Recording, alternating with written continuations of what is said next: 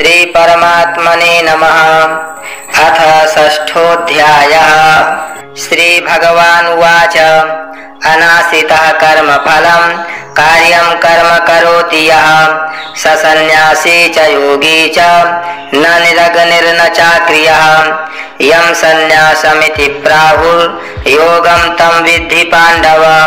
न ह्यसन्न्यस्तसंकल्पो योगी भवति कश्चन। आरुरुक्षोर्मुनिर्योगं कर्मकारणमुच्यते योगारूढस्य तस्यैव समः कारणमुच्यते। यदा हिनेन्द्रियार्थेषु न कर्मस्वनुसज्जते सर्वसंकल्पसन्न्यासी योगारूढस्तदोच्यते। उद्धरेदात्मनात्मानं नात्मानमवसादयेत्। आत्मैव ह्यात्मनो बन्धुरात्मैव रिपुरात्मनः।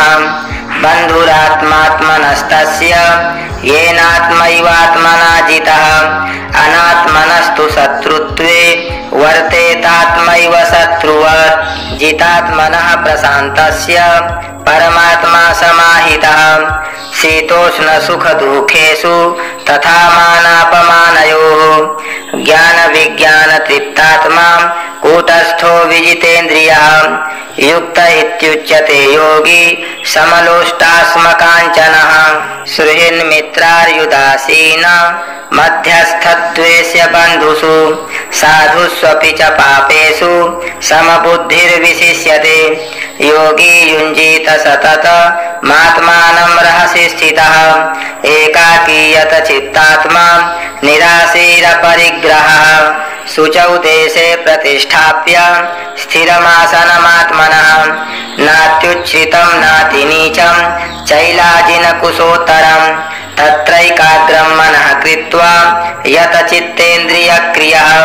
उपविश्यासने युञ्ज्यात् योगमात्मविशुद्धये।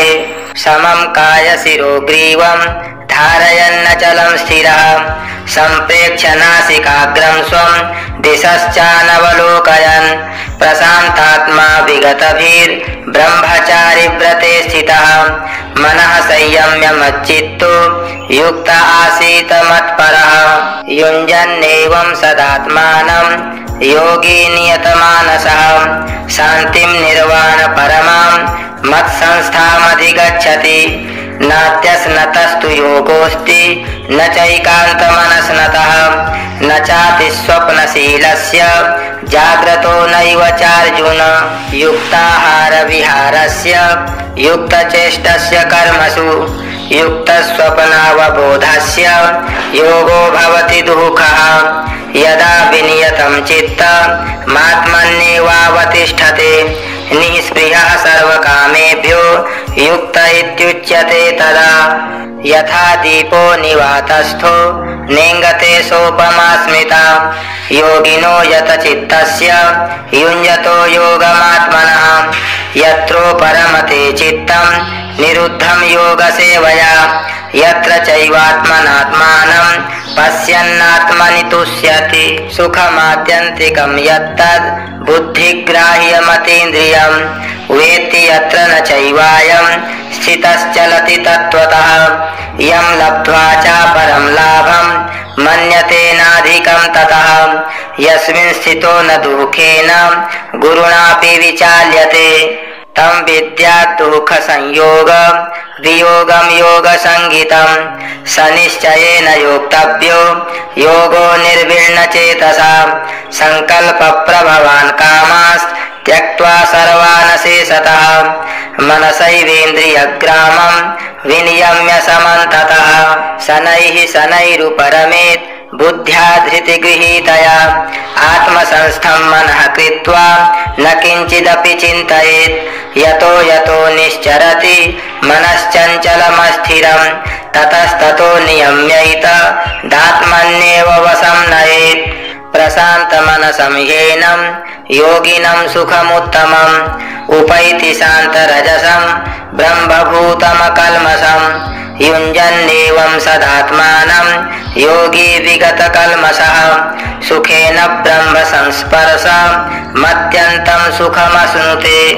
सर्वभूतस्थमात्मानं सर्वभूतानि चात्मनि ईक्षते योगयुक्तात्मा सर्वत्र समदर्शनः यो मां पश्यति सर्वत्र सर्वं च मयि पश्यति तस्याहं न प्रणश्यामि स च मे न प्रणश्यति सर्वभूतस्थितं यो मां भजत्येकत्वमास्थितः सर्वथा वर्तमानोऽपि स योगी मयि वर्तते आत्मौपम्येन सर्वत्र समं पश्यति अर्जुन सुखं वा यदि वा दुःखं स योगी परमो मतः अर्जुन उवाच योऽयं योगस्त्वया प्रोक्तः साम्येन मधुसूदन एतस्याहं न पश्यामि चञ्चलत्वास्थितिं स्थिरां चञ्चलं हि मनः कृष्ण प्रमाथि बलवद्दृढं तस्याहं निग्रहं मन्ये वायोरिव सुदुष्करं